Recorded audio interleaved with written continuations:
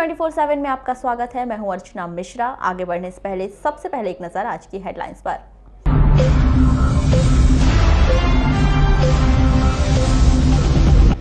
जिले में मिले 3 कोरोना पॉजिटिव मरीज। मोती तालाब चौक स्थित एक गली हुई सील।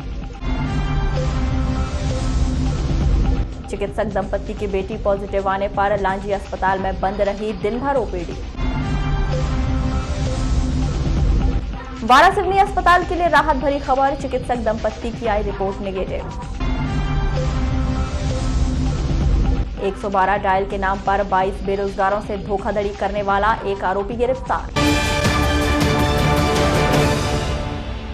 और अब खबरें विस्तार से। मुख्य चिकित्सा एवं स्वास्थ्य अधिकारी डॉक्टर मनोज पांडे से प्राप्त जानकारी के अनुसार आज 30 जून को 3 मरीजों के सैंपलों की रिपोर्ट कोरोना पॉजिटिव आई है। यह सभी मरीज रूस एवं किर्गिस्तान से वापस लौटे हैं।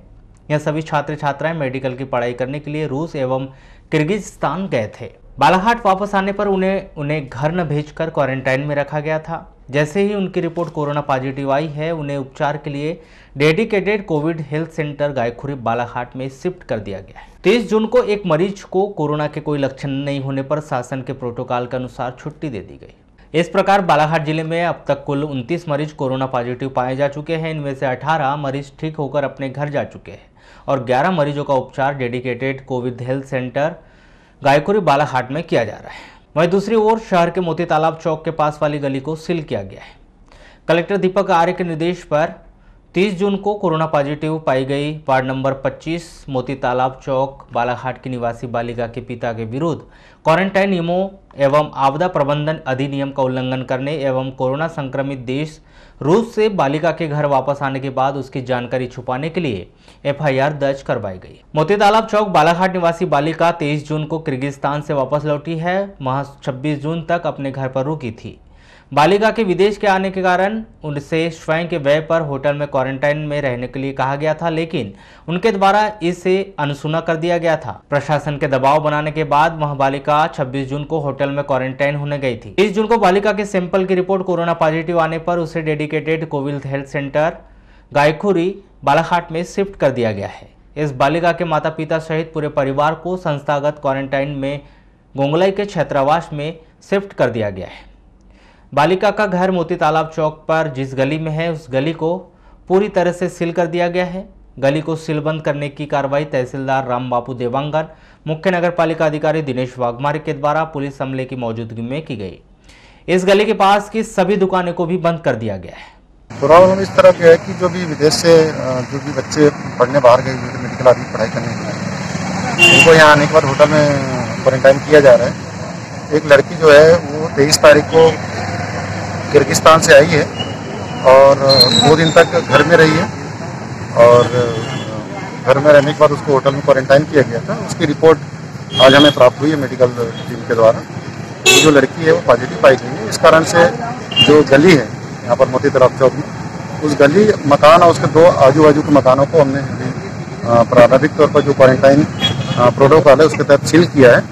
और जो लड़की के परिवार के मदर फादर और बहन है उसको गोंगलई संस्थागत क्वारंटाइन सेंटर में शिफ्ट किया जा रहा है। चूँकि परिवार के द्वारा इसके बारे में जानकारी प्रशासन से छुपाया गया है और क्वारंटाइन नियमों का भी उल्लंघन किया गया, इसलिए उसके परिवार के खिलाफ प्रथम सूचना रिपोर्ट भी नगर पालिका की टीम के द्वारा दर्ज कराई जा रही है। जिले के बहेला थाना के अंतर्गत ग्राम नवाटोला में निवासी युवक राकेश पिता अमीलाल राउत 19 वर्ष ने अपने घर के सामने के पेड़ में फांसी लगाकर आत्महत्या कर ली। घटना 28 जून की रात्रि 9 बजे की है, जब राकेश ने अपने घर में खाना खाया। उस समय उसके माता पिता और दादी घर में ही थे। राकेश घर में खाना खाने के बाद बाहर आंगन में निकला और आंगन में स्थित पेड़ में रस्सी से फांसी लगा ली। शासकीय सिविल अस्पताल वारासिवनी में पदस्थ चिकित्सक की पुत्री की रिपोर्ट पॉजिटिव आने के बाद तत्काल युवती के पिता और माता का कोरोना टेस्ट किया गया था, जिसकी रिपोर्ट अब निगेटिव आई है, जिसके बाद वारासिवनी नगर के लोगों ने राहत की सांस ली है। प्राप्त जानकारी के अनुसार स्थानीय निवासी चिकित्सक दंपत्ति की पुत्री की रिपोर्ट 28 जून को देर शाम कोरोना पॉजिटिव आई थी, जिसकी पुष्टि जिला चिकित्सा एवं स्वास्थ्य अधिकारी डॉक्टर मनोज पांडे के द्वारा की गई थी। उक्त युवती किर्गिस्तान से बालाघाट आई थी। जिसे उसके परिजनों ने अपने साथ भोपाल से बालाघाट लेकर आए थे, जिसे वाराणसी अस्पताल में क्वारंटाइन कर सैंपल लेकर कोविड-19 की जांच के लिए भेज दिए थे, जिसकी रिपोर्ट पॉजिटिव आने के कारण वाराणसी स्वास्थ्य विभाग में हड़कंप मच गया और तत्काल पूरे अस्पताल को सैनिटाइज कर कोरोना पॉजिटिव युवती को बालाघाट डेडिकेटेड कोविड-19 सेंटर गायखुरी में भर्ती करा दिया गया और युवती की केस हिस्ट्री तैयार कर कॉन्टैक्ट तलाशी गई, जिसमें युवती के माता पिता को तत्काल क्वारंटाइन कर दिया गया था, जिसमें युवती के पिता सिविल अस्पताल वाराणसी में बतौर डॉक्टर के पद पर पदस्थ है। जिसके बाद 29 जून को एहतियात के रूप में शासकीय सिविल अस्पताल वाराणसी को कोरोना कोविड-19 के संक्रमण के संशय से स्थानीय ओपीडी एहतियातन बंद कर दी गई थी। वहीं शासकीय सिविल अस्पताल वाराणसी के द्वारा 30 जून को उक्त पॉजिटिव मरीज से संबंधित लोग जैसे ड्राइवर का परिवार जैसे 8 लोगों का कोविड-19 टेस्ट के लिए सैंपल भेजे गए।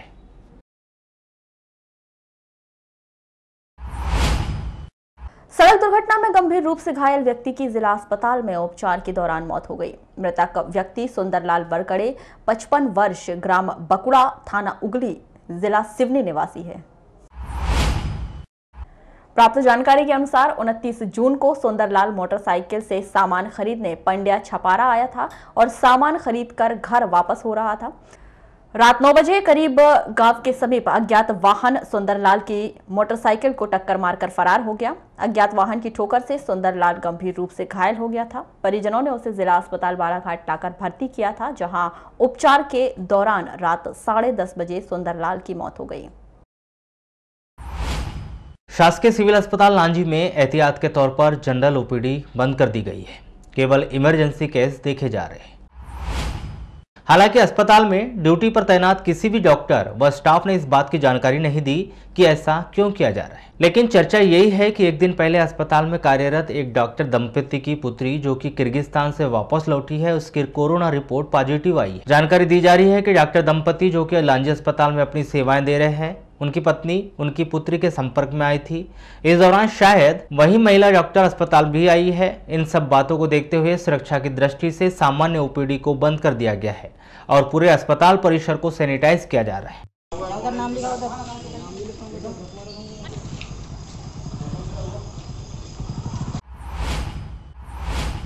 माइक्रो फाइनेंस कंपनी के कर्मचारियों से परेशान होकर नाहरवानी के समूह की महिलाओं ने आज कलेक्टर कार्यालय पहुंचकर जिला प्रशासन को ज्ञापन सौंपा। इस संदर्भ में उन्होंने बताया कि समूह के माध्यम से उन्होंने माइक्रो फाइनेंस कंपनियों से ऋण लिया था, जिसकी बाकायदा किश्त भी जमा कर रहे थे, लेकिन लॉकडाउन के कारण उन सब का काम ठप पड़ा हुआ है और वे आर्थिक समस्या से जूझ रहे हैं।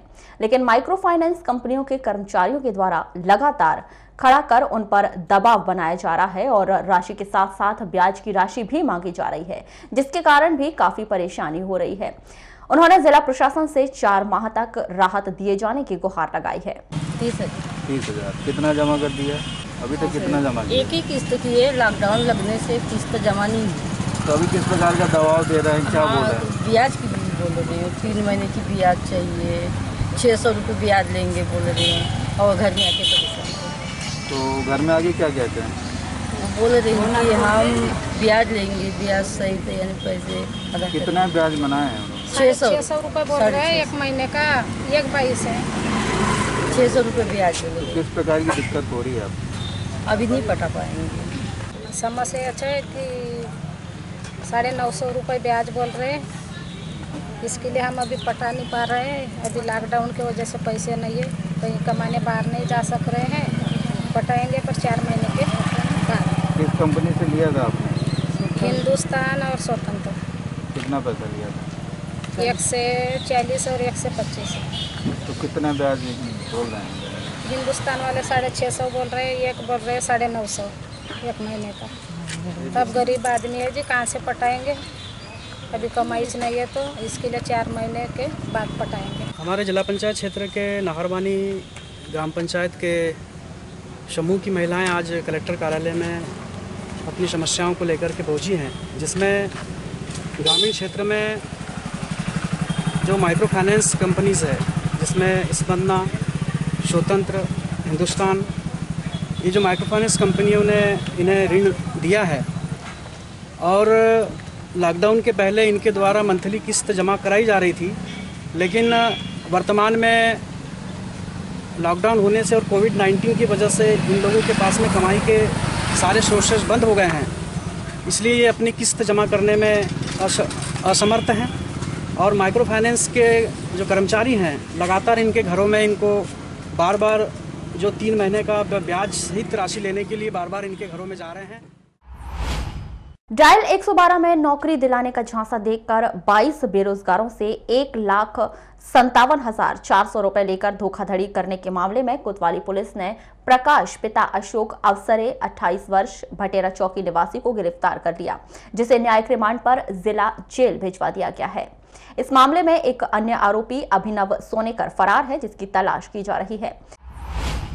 जानकारी के अनुसार माह मई में अभिनव सोनेकर और प्रकाश अवसरे ने बेरोजगारों से संपर्क किया था और अभिनव सोनेकर ने अपने आप को पुलिस विभाग में सब इंस्पेक्टर होना बताकर बेरोजगारों को मध्य प्रदेश सरकार द्वारा डायल 100 की तरह 112 डायल लॉन्च किए जाने, जिसके मेंटेनेंस पद पर ड्राइवर पद के लिए 50 लड़कों की भर्ती के लिए संबंध में बताया था। 23 जून को फोन करके बताया था कि 26 जून को पुलिस लाइन बालाघाट में वेरिफिकेशन करवाकर ज्वाइनिंग लेटर भी दे दिया जाएगा और जहां जहां गाड़ी जाएंगी वहां तुम लोगों को भी पहुंचाया जाएगा। बेरोजगारों ने कोतवाली बालाघाट में इसकी शिकायत की थी, जहां अभिनव सोनेकर और प्रकाश अवसरे के खिलाफ अपराध दर्ज कर विवेचना शुरू की गई थी। तो ये थी अभी तक की खास खबरें। अगले न्यूज बुलेटिन के साथ फिर मुलाकात होगी, तब तक के लिए नमस्कार।